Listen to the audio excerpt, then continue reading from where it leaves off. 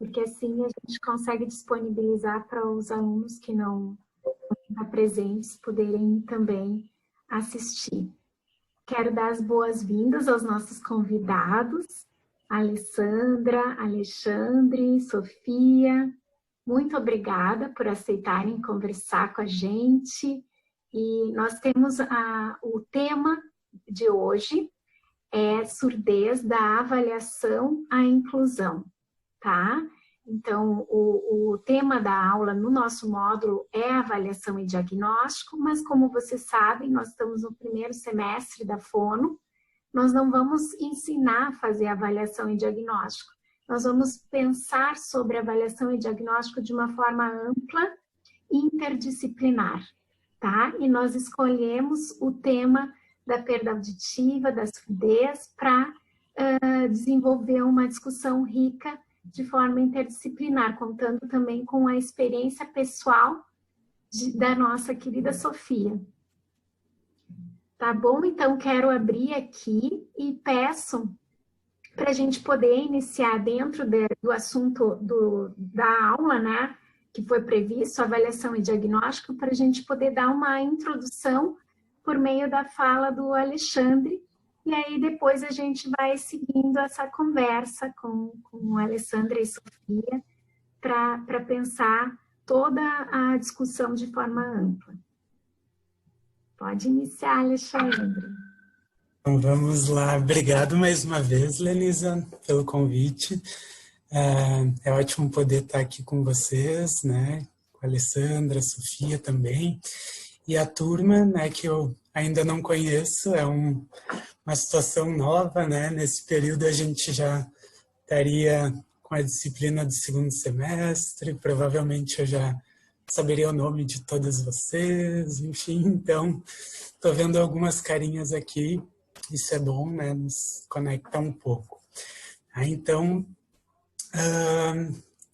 a gente pensou, né, em fazer uma fala introdutória mesmo, para que depois a gente consiga dialogar, enfim, né? Então, como a Lenisa falou, a ideia inicial hoje não é que vocês aprendam a fazer avaliações, né? Isso é posterior, mas eu vou mostrar algumas imagens, assim como a Lenisa pediu, para dar uma exemplificada, né, de como que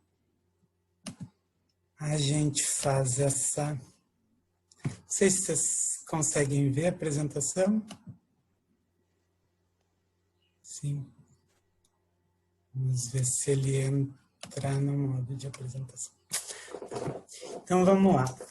O pessoal geralmente pergunta, né? Mas na audiologia, quem são os pacientes, né? Que faixa etária vocês atuam, né? Isso é extremamente variado, né? Então, a gente pode fazer a avaliação auditiva desde os recém-nascidos, né? Então, as crianças, adolescentes, adultos, idosos, né? Então, é uma atuação que acompanha todo o ciclo de vida, né?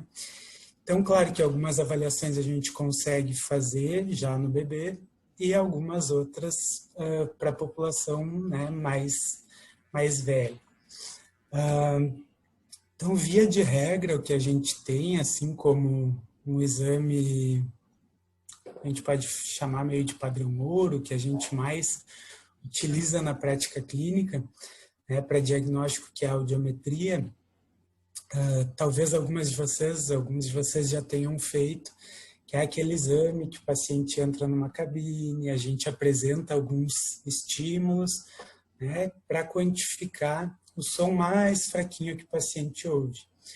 Então, a gente sempre faz a inspeção visual do meato acústico, coloquei uma imagem também para exemplificar para vocês, né, quando a gente usa aquela lanterninha para olhar a orelha do paciente, ver se tem condições de realizar a avaliação, e a gente apresenta estímulos, são como apitos em diversas frequências mais graves, que são aqueles sons, né, como mais grossos, até aqueles bem fininhos agudos. Então, Esses estímulos são enviados por meio do audiômetro, coloquei aqui para exemplificar uma imagem também, que é enviado lá para a orelha do paciente, que fica numa cabine isolada acusticamente, que tem uma cabine maior também, com acesso de rampa, pensando nas pessoas que usam a cadeira de rodas. E aqui tem o exemplo de uma profissional executando o exame. Então, aqui o resultado de uma avaliação, para vocês imaginarem mais ou menos como que a gente apresenta para o paciente, né? Então, a gente tem as marcações específicas que a gente coloca, as cores, isso tudo vocês vão ver em áudio 1, né? Então, para a orelha direita, que a gente avalia separadamente, da orelha esquerda, né? E que a gente coloca o limiar auditivo do paciente, né? A menor intensidade, como o volume mais fraquinho que o paciente precisa para cada frequência avaliada. Então, tem alguns outros exemplos aqui também. Então, para exemplificar para vocês, quanto mais para cima nesse gráfico, que a gente chama audiograma, então essas marcações, mais fraquinho o som que a pessoa ouve, né? Então, aqui seria o que a gente classifica como limiares auditivos dentro de um padrão, né, de normalidade, né? Alguém que não tem qualquer dificuldade para detectar esses sons. E quanto mais aqui para baixo, maior essa perda de audição que o paciente apresenta. Então, aqui tem um exemplo de alguém que está com algum comprometimento de orelha média, né, que pode ser uma otite, por exemplo, né, que uma vez que se faça um tratamento médico, né, medicamentoso, provavelmente essas marcaçõezinhas que estão aqui embaixo vão subir de novo para cá.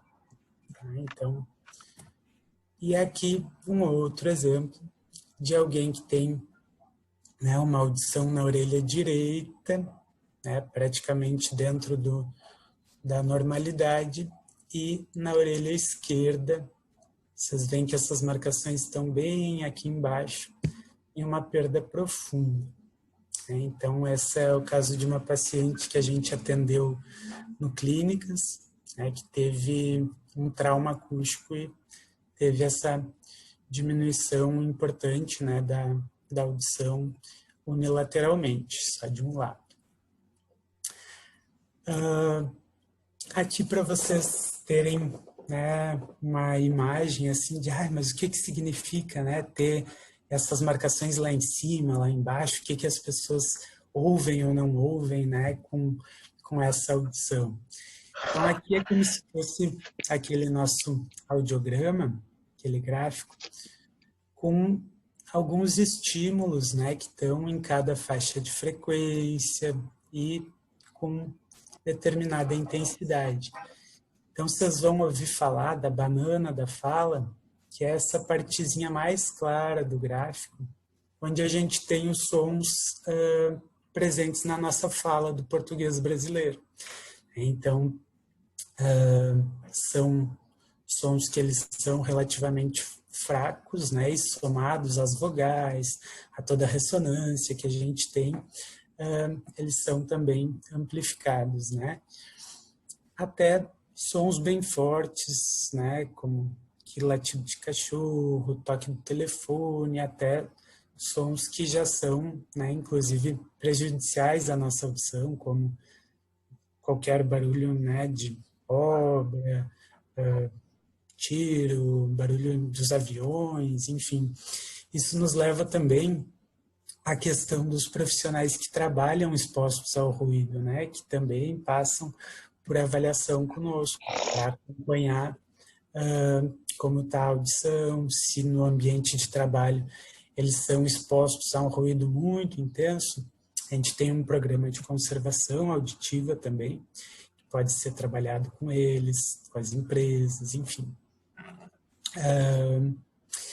E passamos a uma parte, né, acho que importante da aula, pensando nas demais falas também, que é a avaliação que é possível de ser feita com os bebês, né? Então, nós tivemos em 2010 uma lei aprovada que veio, de alguma maneira, contribuir para o nosso trabalho, o diagnóstico precoce das perdas de audição, que é uma lei que tornou obrigatório, assim como a gente tem o teste do pezinho há muitos anos, né, que todos nós fizemos quando nascemos para identificar determinadas doenças, alterações, enfim, foi estabelecido a obrigatoriedade em toda a maternidade da realização do que se nominou, né, como teste da orelhinha, que é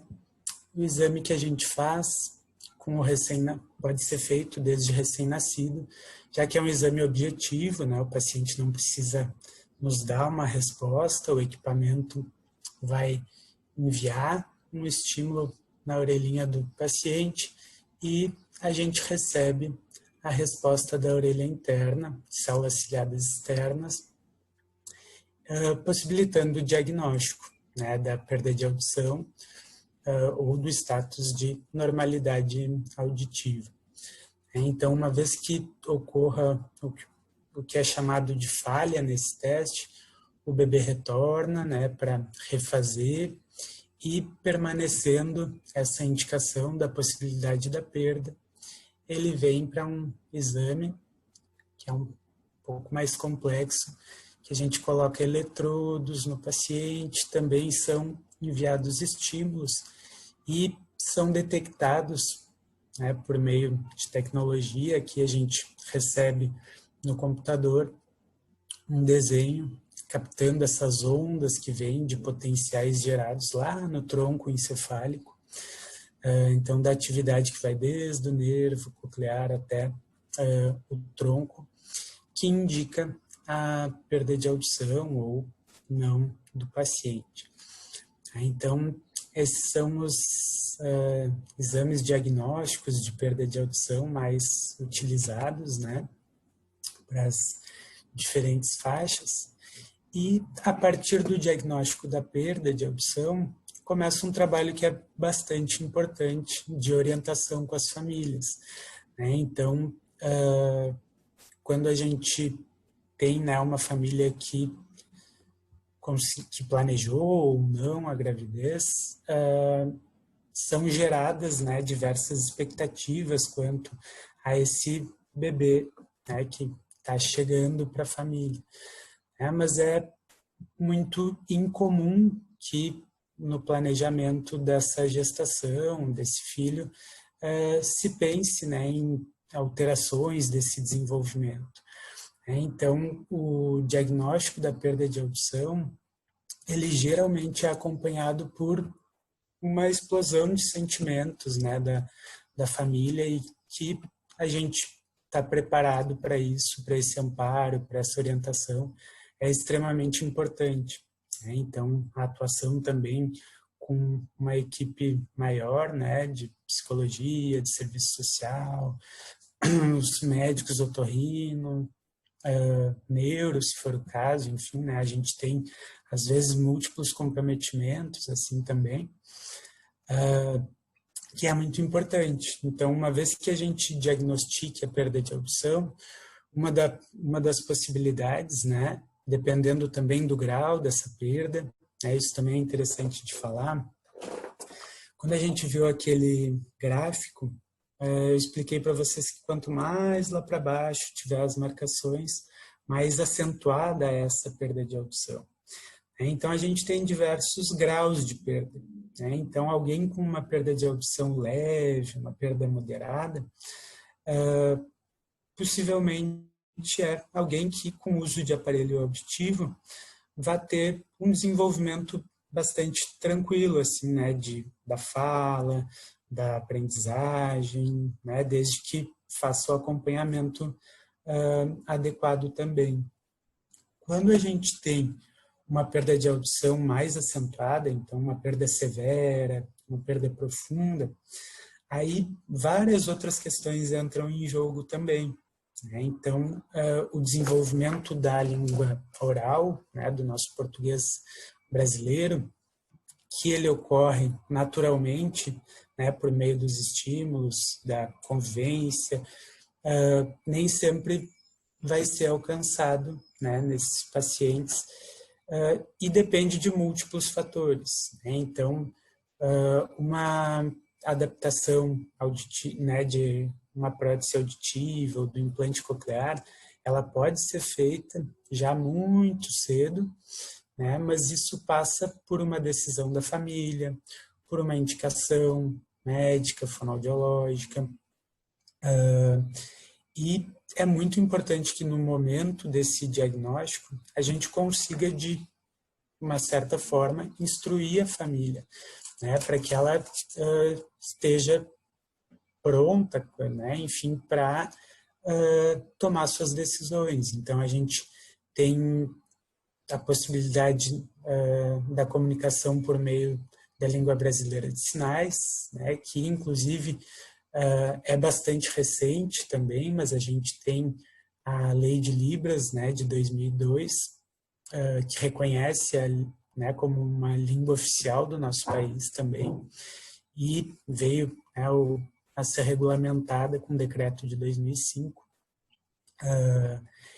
Então, é muito importante que as famílias, né, conheçam outras famílias de pacientes também, né, de crianças surdas, que conheçam, de repente, alguma instituição que trabalhe também, né, as escolas que trabalham com crianças surdas, para que consiga, né, pensar, uma vez que opte pela comunicação por meio da Libras, também é importante que a família toda se envolva nesse processo, né? Então, se a gente vê uma criança com desenvolvimento típico, né, a gente tem uma família que é participativa ou não, isso tudo influencia no desenvolvimento.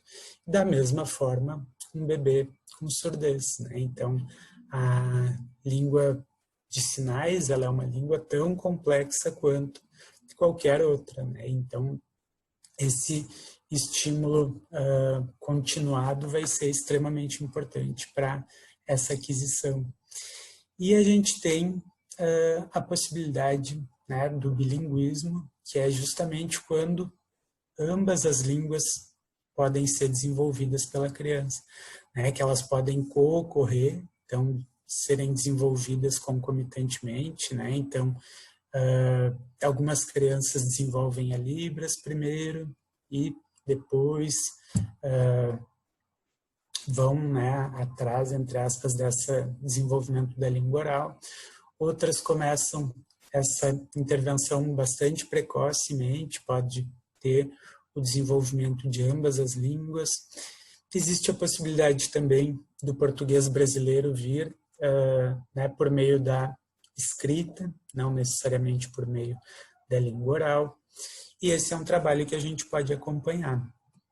Então, aqui coloquei algumas imagens também, que talvez algumas de vocês não conheçam, né? Mas aqui temos 4 pacientes com aparelho ou implante, né? Então, esse bebê está com aparelho auditivo, provavelmente com uma perda bastante acentuada pela característica do molde aqui, que está fazendo uma oclusão bem forte da orelha, um aparelho às vezes maior, né, para dar a potência necessária. Essa menina com um aparelho também, um outro modelo, que a gente chama adaptação aberta, que tem um fiozinho só que leva o som lá para dentro da orelha. E aqui 2 pacientes com um implante coclear. Então, o implante ele é indicado só para pacientes que realmente têm uma perda bastante acentuada, severa, profunda.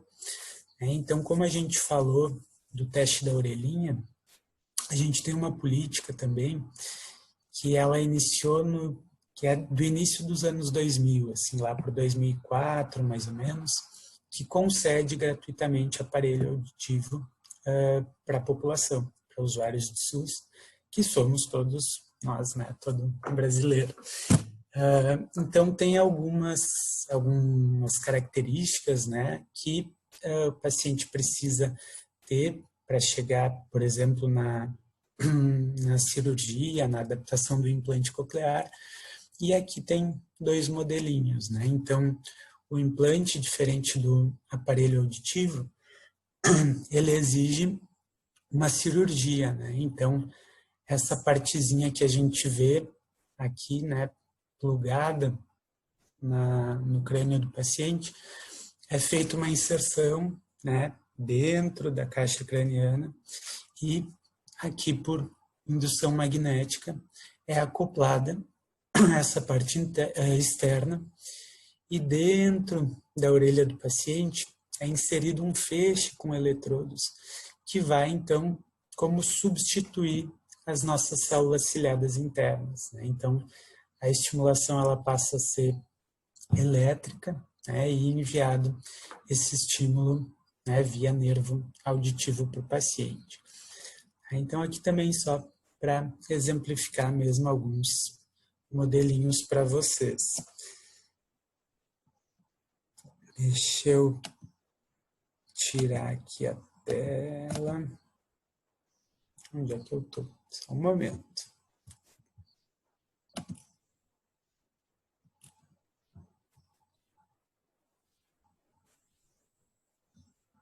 Gente, eu não consigo voltar para vocês.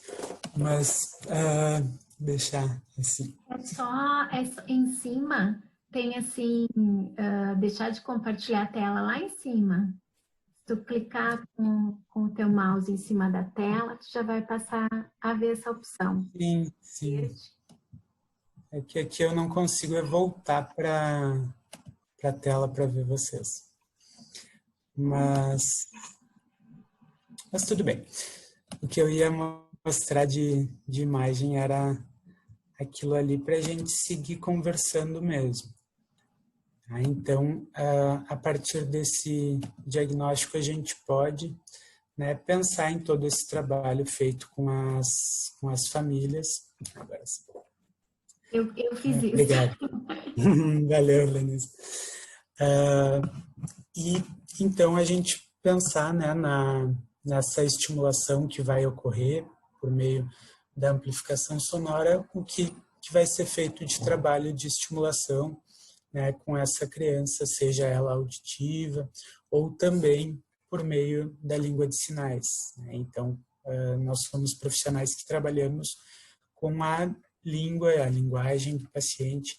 Então, uma vez que o profissional seja proficiente em Libras, ele pode sim trabalhar com a língua de sinais também com os pacientes, né? Isso é algo que é bem importante, né? Então, a gente tem, né, diferentes concepções aí de profissionais, mas é sim uma possibilidade de trabalho, inclusive trabalhando nas alterações aí da aquisição dessa língua, né? Então, se a gente pensa na Libras como uma língua completa, como as outras, a gente pode ter trocas, substituições, omissões, né, que se dão nos diferentes parâmetros aí da língua, que vocês vão conhecendo ao longo do curso, e são possibilidades sim de atuação.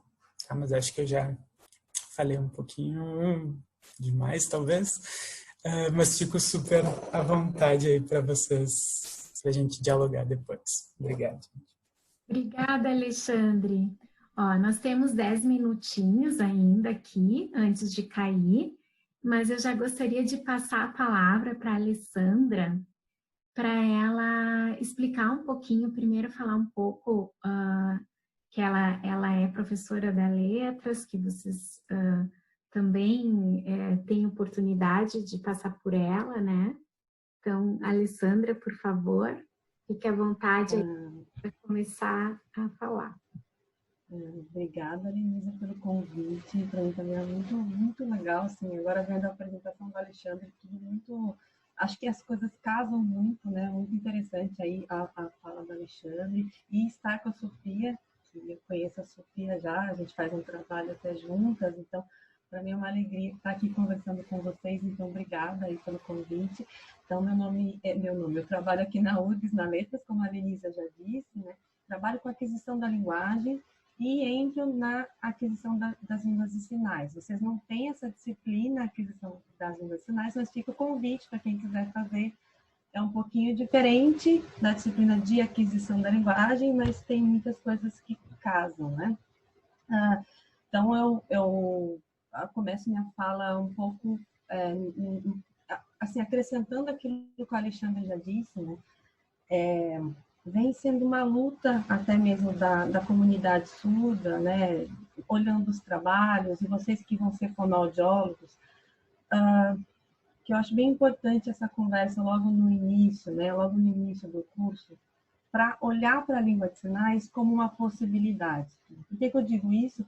Em muitos lugares, em muitos ambientes, né, até mesmo hospitalares, médicos, o ano passado eu me lembro dos alunos de fonoaudiologia muito indignados na minha aula, por conta de uma palestra que foi em outro estado, né, mas que o médico dizia que só é surdo quem quer, eu não me lembro quem era, ou não entrei nos detalhes, mas a ideia de só é surdo quem quer, né?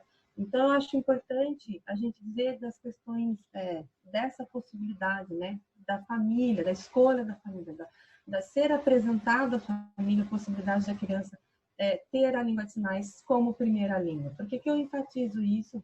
Porque, de acordo com as pesquisas, e há muitas pesquisas nesse sentido hoje em dia, vão mostrar que a criança surda, quando ela tem, desde o nascimento, né, o estímulo, vamos pensar assim, não estou pensando em uma teoria específica, mas quando ela tem ali a troca, tá, por meio da língua de sinais, ela vai desenvolver como a criança ouvinte. Tá? Então, eu digo isso porque até 1980 nós tínhamos, inclusive, na nomenclatura médica, que chamava, por exemplo, o surdo de retardado. Né? Isso é muito grave, assim, é muito ruim, porque há na sociedade essa ideia de que, né, o surdo ele tem uma incapacidade. O que a gente tem que olhar é que a criança, quando ela tem essa possibilidade, né, é como se eu dissesse para vocês, olha, eu vou colocar uma tarjinha na boca de vocês e nenhum de vocês vai poder falar português, tá? E isso desde bebê, então você só vai poder ter, ou não vai poder ter nenhuma, né? Porque, veja, ainda que a gente tenha visão, então vamos supor que você seja cego e eu digo, vou colocar uma tarja na sua boca. Então, é um pouco complicado quando o médico, e aí essa foi a fala do médico, né? E não é a primeira, porque eu conheço muitas famílias que a indicação é não fale em sinais, não fale em gestos com a criança. Então, o que eu acho importante é vocês, como profissionais, também terem essa visão. Claro que a família pode dizer, eu não quero que meu filho utilize a língua de sinais. Né? Eu quero, e vocês, enquanto fonoaudiólogos, vão fazer um trabalho também de aquisição do português. Né? Pensando na articulação, então, ao longo do curso, vocês vão aprender também todo esse processo de articulação, como é que o estudo vai fazer, etc. Então, acho bem interessante, né? Porque a criança, então, voltando, né, para o processo de aquisição, quando ela tem essa troca, ela vai adquirir, assim como a criança ouvinte, e no mesmo período. Então, se a gente olhar as pesquisas que são realizadas com crianças surdas, que têm a língua de sinais como primeira língua, né? E crianças surdas que não têm a língua de sinais como primeira língua. Eu estou dizendo surdez como o Alexandre mostrou, surdez profunda, né? Severa. Porque a criança que tem alguma audição, ela é um pouco diferente. Porque os contextos de surdez também no Brasil, né? De quem... nós não temos um dado, né? Então, a criança nasceu só surda. Não, tem várias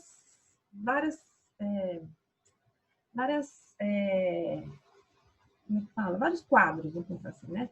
Então, tem pessoas que perderam com 5 anos, e aí a gente tem uma diferença, porque uma criança com 5 anos já adquiriu, tem outra questão, já que adquiriu o português, eu digo, né? Então, ali o seu trabalho vai ser diferente. Uma criança que nasce surda, aí é um outro trabalho, né? Uma outra questão.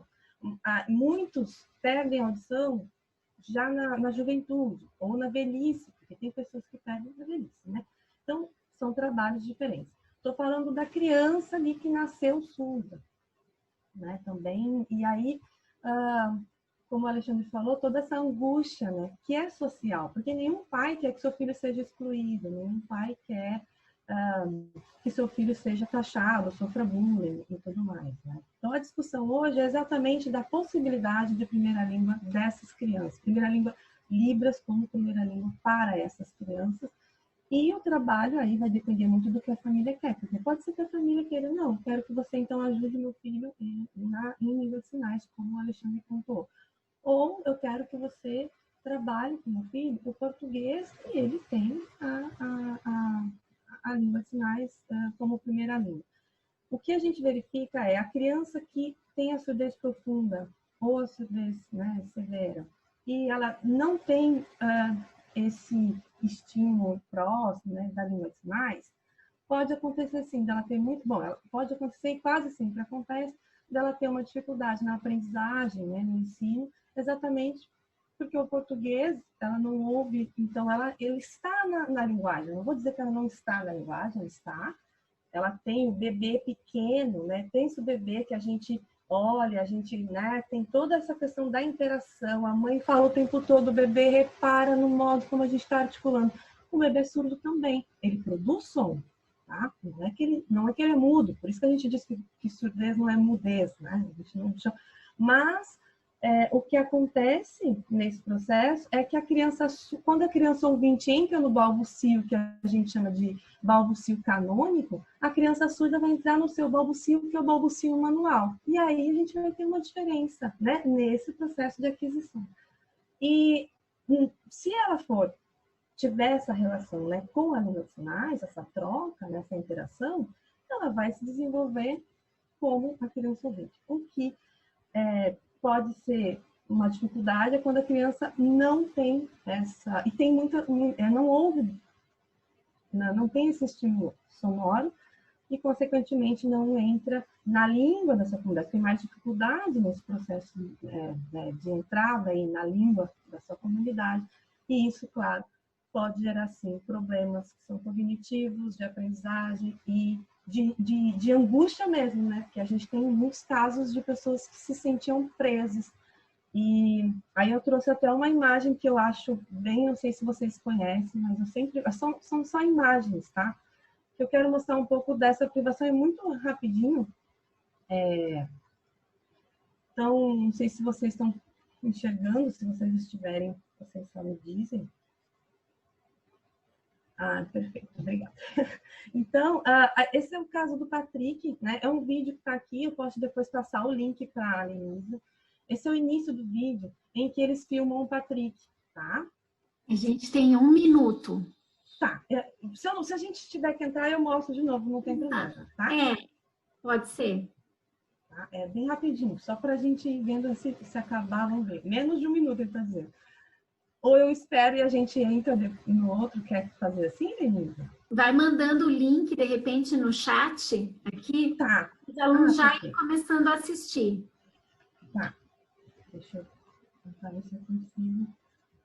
Estou com um problema na minha internet, mas deixa eu tentar. Se escreverem Patrick Otema lá no YouTube, será que aparece? Sim, sai. Patrick Surdo. Aí sai, no Google. Patrick Surdo, tá. Sai. Porque quando cair, eu vou começar a recuperar a gravação dessa aula. Então, eu vou para entrar no mesmo link. Tá. Mas vocês já vão começando a tentar entrar, tá? E aí, qualquer coisa, me mandem mensagem avisando que não conseguiram, que eu faço um outro link. Então, só para a gente... depois vocês podem procurar... Já coloquei aparelho auditivo e comecei, né, a minha saga da fono. Estou até hoje dentro da fono. E agora é engraçado porque eu estou dentro da fono dos dois jeitos, né? Eu consigo ver um pouquinho de cada lado, de estar ali como paciente e de estar ali agora como estudante. E aí estou vivendo um pouquinho na prática aquilo que dizem que conhecimento é poder, né? Porque agora parece que eu consigo questionar mais algumas coisas, né, que falam para mim, que eu recebo, como paciente principalmente, porque quando a gente passa a ter esse conhecimento mais amplo, a gente começa parece assim, não é que não aceitar tudo, mas questionar mais o que tá vindo pra gente, né? Enfim. A Lenisa, a professora Lenisa, pediu para eu falar um pouquinho da minha experiência como aluna e como pessoa com deficiência auditiva, né? E só para contextualizar um pouquinho o que o Alexandre falou para vocês de grau de perda, e a minha perda hoje, ela tá em severa, que é um pouquinho mais abaixo, assim. E eu já usei 3 aparelhos auditivos diferentes. Estou me planejando para ir para o 4 logo. E ajeitar as coisas para ficar direitinho, assim, para eu poder passar pelas mesmas etapas que meus colegas, né? E aí eu lembro direitinho de uma situação quando eu estava no 3º semestre.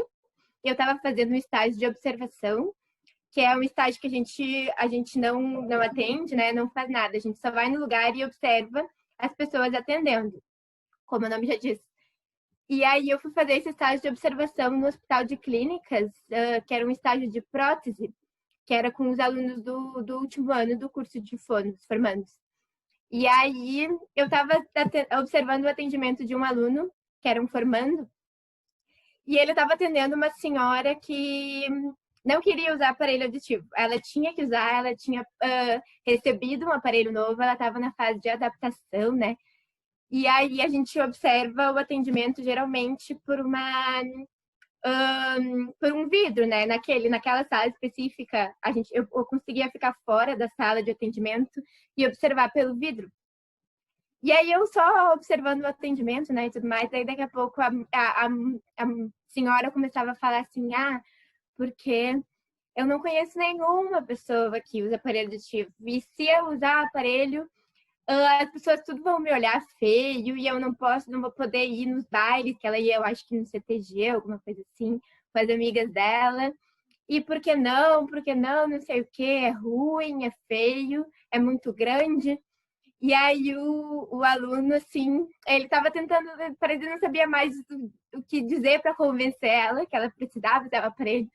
Daí, daqui a pouco, ele olhou pro vidro, assim, eu era amiga dele, ele sabia, né, de tudo, sabia que eu usava aparelhos, mas ele olhou pro vidro, olhou para mim, ficou olhando, olhou para ela, aí daqui a pouco ele me chamou para fora da sala. E eu toda nervosa, né, eu tava no 3º semestre, o que eu fiz de errado? Eu achei que eu tinha feito uma coisa de errado. E aí ele me chamou para fora da sala e ele olhou para mim e falou assim, tu topa entrar numa situação, não lembro direito o que ele falou, mas tipo numa situação de representatividade agora. Daí eu falei assim, tá, né, vamos. Não sei o que faz, não faz eu falar nada, mas vamos. Aí a gente entrou para dentro da sala e aí ele me apresentou para a senhora, né, ele disse, olha, essa aqui é minha colega, né, ela é estudante de fono também, tá aqui observando nosso atendimento, mas explicou um pouquinho o contexto. E aí, daqui a pouco, ele mostrou, e olha, ela usa aparelho auditivo também. Aí ele me mostrou meu aparelho, né? E começou a falar, né? E aí ele pediu para eu falar um pouquinho de mim. E aí, ela falando assim, eu lembro que quando ela viu que eu usava aparelho auditivo, ela ficou assim... E ela começou a falar assim, mas ela é tão novinha, coitadinha dela, por que tu tá usando isso? Ela é tão novinha, mas já não sei o quê. E aí eu falei pra ela assim, daí eu entendi um pouquinho do meu papel ali, e aí eu comecei a falar, mas por que coitadinha? Eu tô aqui, tô muito bem, tô feliz, saio com minhas amigas, faço... né? Porque eu sei que eu vi que ela gostava de ir pra baile. Eu falei, eu gosto de ir pra baile também, né? Não é baile, mas eu saio também pra dançar, né? E tudo mais. E aí a gente começou a conversar um pouquinho, daí ela foi, né, amadurecendo a ideia. E aí no fim, né, não sei se ela vai começar, se ela foi começar a dar aparelho ou não foi, né? A gente não sabe como é que foi, como é que ficou o desfecho da história. Mas foi legal porque esse momento assim meio que marcou assim a minha divisão da minha graduação, porque até lá eu estava olhando só para os problemas que isso poderia me trazer como estudante de fono. E aí a partir dali eu comecei a pensar, pode ser que possa me trazer alguma coisa boa também, né? Pode ser que eu possa ter alguma coisa legal para passar com isso. apesar dos problemas, e tem, né? Já teve situações onde eu precisava de mais ajuda, né? Mas eu acho que o fato de... Eu acho que mais agora para o final do curso, assim, é mais tranquilo para mim quando eu preciso, sabe, me colocar no meu lugar e admitir que talvez eu precise de uma ajuda nisso, talvez mais do que outra pessoa, né? E, enfim, eu tenho até os meus colegas, tem colegas que brincam que eu sou aula prática. Teve uma piadinha assim que ficou rolando assim, que eles falaram para mim, que é porque eu entro nas pragas também. E eles falaram que eu sou a aula prática deles, porque quando a gente está na frente de um paciente que não escuta bem, às vezes a gente não sabe, principalmente no início, a gente não sabe muito bem como agir, né? E às vezes as pessoas acabam falando muito alto, as pessoas falam gritando, quando na verdade a gente não precisa que fale gritando, né? Se tu souber articular bem, se tu estiver olhando para mim, né? Se não tiver de costas, tudo isso faz muito mais diferença do que a pessoa chegar e falar gritando, né? Então é legal porque tem coisas que eu acho que a gente só aprende na prática, mesmo que a gente aprenda na teoria também, a gente acaba tendo parece que um impulso assim, inconsciente de, né, vou falar mais alto então, né? Enfim. E sobre toda essa questão que a gente está falando de questão do diagnóstico, de aparelhos auditivos e de implante de língua de sinais, né? Não desde o início, mas assim, quase desde o início assim, da graduação eu tenho me envolvido com a área de língua de sinais, né? Eu aprendi Libras quando eu tinha, foi mais ou menos em 2012, quando eu tinha 15 anos, mais ou menos, não sei, não sou boa de matemática, mas eu acho que era 2022.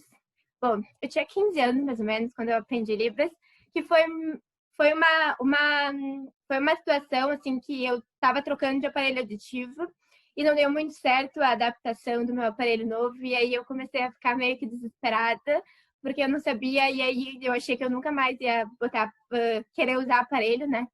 E aí eu meio que fui no impulso, né, de tentar aprender uma nova forma de comunicação, porque eu não sabia se eu ia precisar ou não. E aí eu acabei fazendo um curso de Libras e eu acabei me apaixonando, né, eu era para fazer só um pouquinho e acabei indo até o final, assim. Gostei muito dessa área. Então, desde o início da faculdade, eu tento me envolver com essa área. Faço pesquisa com a professora Alessandra, né? A gente faz pesquisa na área. Agora, no TCC também, estou escrevendo sobre isso. E foi muito bom, porque eu comecei a entender que é muito bom ter uma, digamos assim, uma segunda opção que para mim não costuma falhar, né? Porque assim, por exemplo, pensando, tem muitas vezes que eu vou sair e acaba a pilha de um aparelho, ou se porventura acontece alguma coisa com o meu aparelho, eu tenho que deixar ele no conserto, né?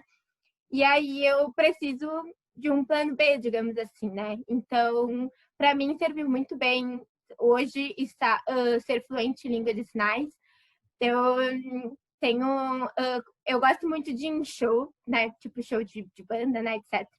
E aí o ambiente do show é um pouquinho complicado, porque tem muito barulho, né? Tipo, muito barulho, e é muito escuro também. Então eu não consigo ter uma visão muito boa das pessoas. E eu tenho uma amiga que gosta muito de ir em show, e a gente vai em show juntas, assim. E aí eu meio que defini assim um plano que quando a gente vai em show, eu ensinei para elas todo o alfabeto da língua de sinais, e eu ensinei para elas alguns sinais mais usados, digamos assim, sei lá, eu preciso no banheiro, ela olha para mim, Roberta, banheiro, ela olha para mim, fala banheiro, ou eu ensinei para ela, cuidado, homem, atrás, sei lá, se tem um homem perto, né, cuidado, homem, perto, e aí é legal porque nesses momentos que eu percebo assim o quanto essa questão do bilinguismo e o quanto a gente falar sobre isso, a gente disponibilizar essa possibilidade para crianças que mesmo que se adaptaram muito bem com o aparelho auditivo como eu, porque eu sou super bem adaptada, assim, meu aparelho é o amor da minha vida, eu não vivo sem meu aparelho, mas mesmo assim eu gosto muito de ter a opção da língua de sinais, né, disponível para mim, mesmo que, claro, a gente vive num mundo onde ela não seja, né, muito usada e talvez não faça tanta diferença para mim quando eu vou para os lugares, porque as pessoas costumam não saber. Mas pelo menos tem também a questão de eu estar protegida por uma lei de que me garante acessibilidade ou intérprete de Libras quando eu preciso, né? Então, eu faço muita leitura labial, muita. Tanto que eu fui diagnosticada com 8 anos de uma perda que eu provavelmente sempre tive. Mas eu sempre me comuniquei, eu comecei a ler lábios e isso foi sendo muito natural para mim.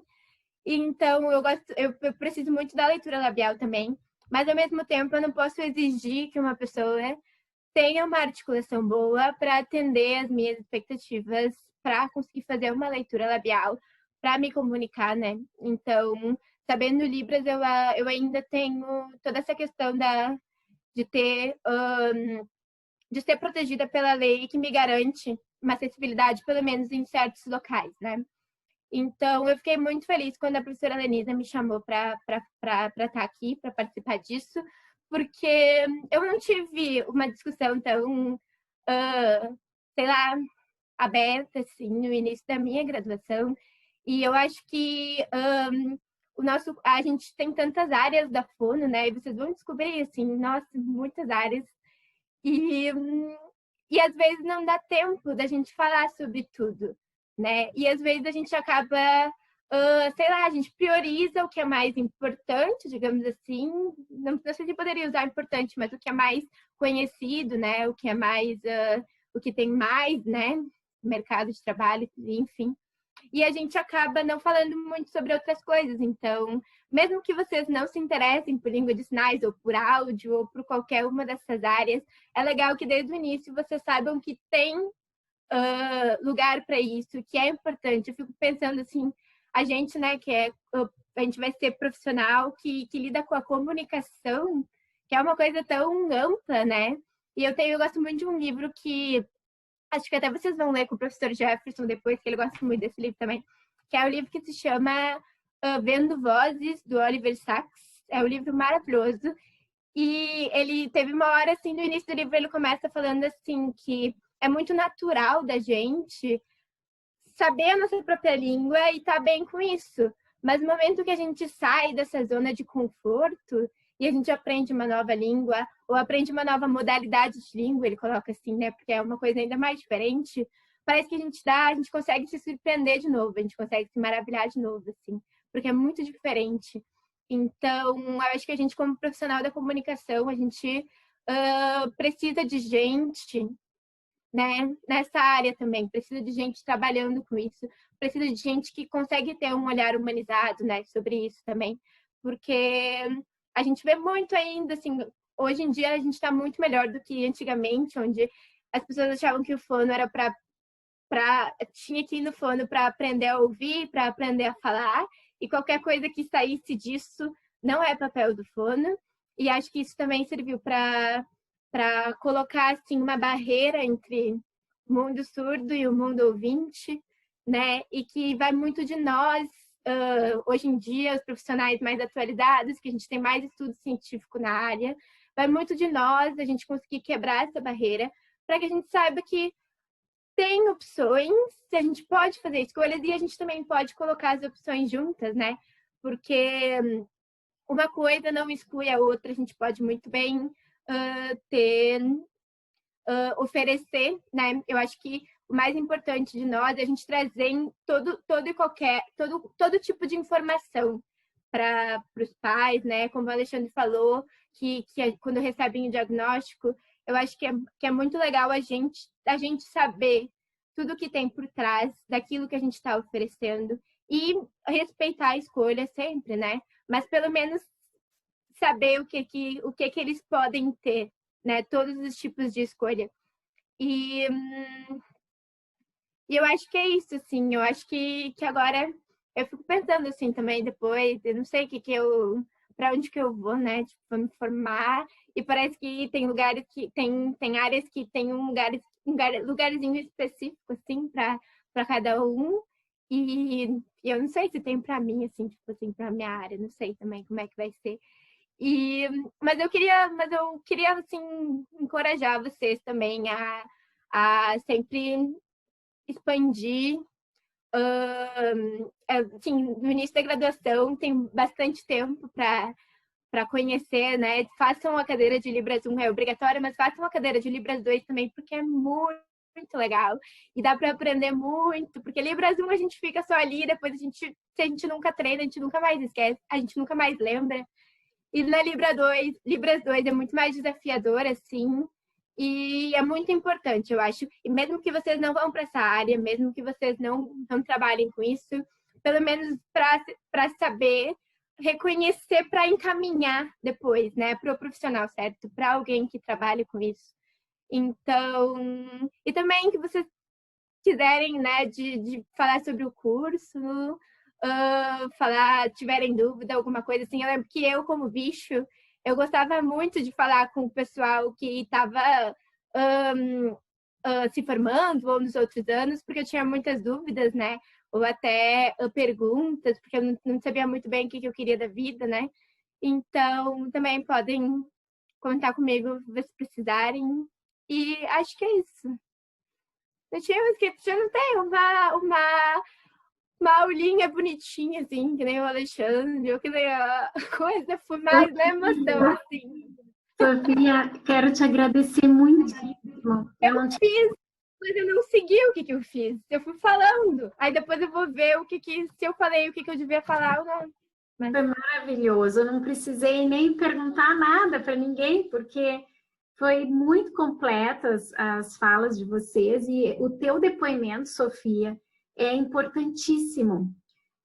No tempo que eu fiz fono, existia teste de aptidão para entrar antes, né? Além do vestibular, a gente tinha que fazer um teste de aptidão.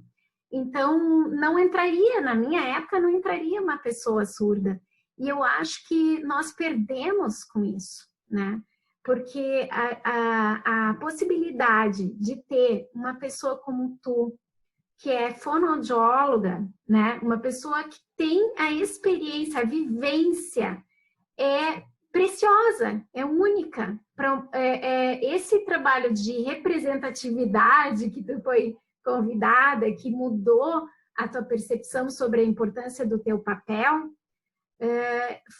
é uma coisa que vai ser preciosa durante toda a tua vida profissional, né? Então, essa experiência tua pessoal, eu tenho certeza que vai beneficiar muitas pessoas, não só as pessoas com quem tu vai trabalhar, como também os teus colegas, como tu disseste. Porque é uma experiência de poder vivenciar, de fato, essa inclusão e poder aprender como trabalhar de forma inclusiva, né? Como conviver, né? Então, só tenho a te agradecer. Nós temos agora 6 minutinhos. Então, temos bem pouquinho tempo, mas eu queria abrir para perguntas, tá? Sugestões de comentários aí, perguntas. Ou mesmo assim, o que os colegas, o que os alunos estão sentindo, pensando. Não se acanhem.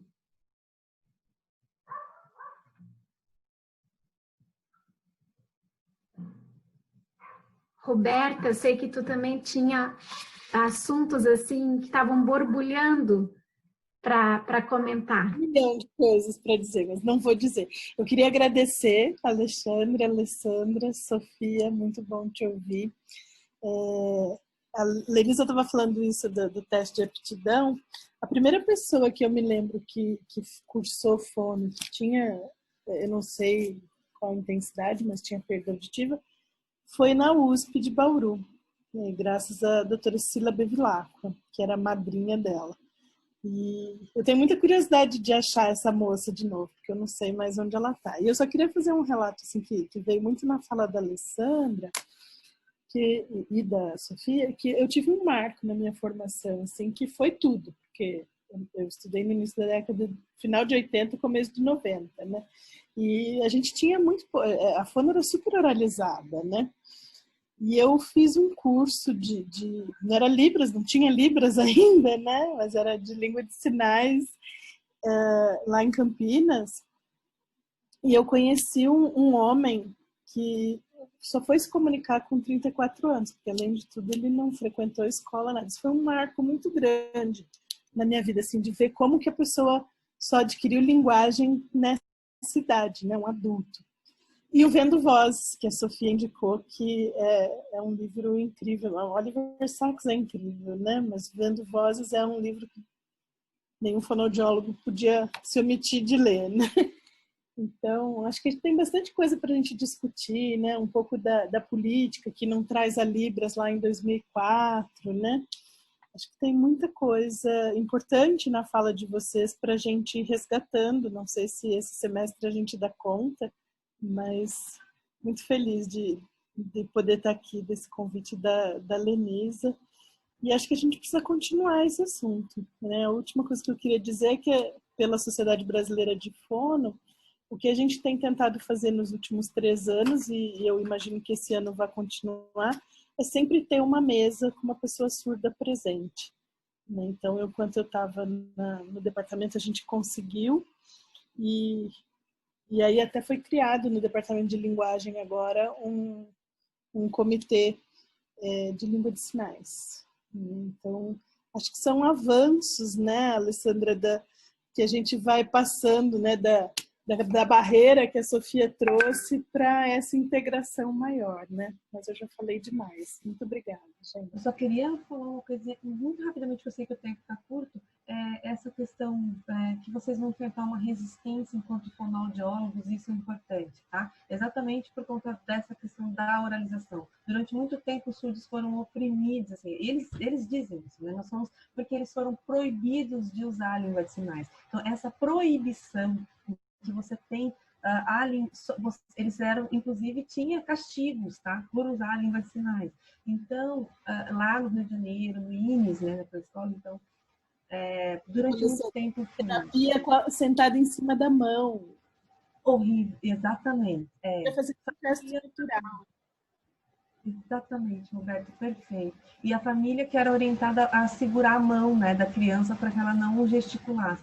Então, acho que muito legal a gente estar aqui discutindo isso, né, para alunos do primeiro ano, que vão aí ser profissionais, para entender também de onde vem.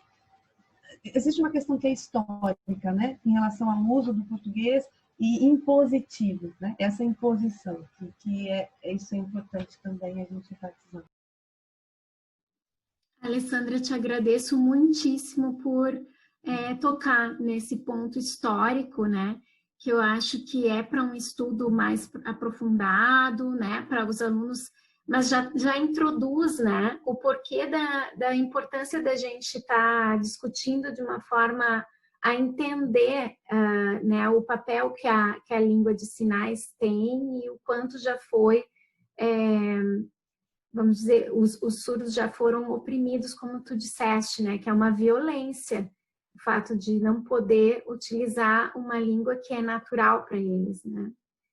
Então, agradeço muito a tua participação aqui também, Alessandra, o Alexandre também, a Sofia, como eu já disse, e quero deixar um abraço grande para todos, né? E sigam aí, os alunos vão ter material aí para leitura, não sobre surdez, mas sobre avaliação e diagnóstico, como eu falei, né? Mas esse tema a gente achou que estava mais do que na hora de trazer uma discussão. Fico muito feliz que tenha acontecido aqui. Obrigada de novo. Achei que vai acabar, então, assim, obrigada de novo pelo convite, foi muito bom. Obrigada.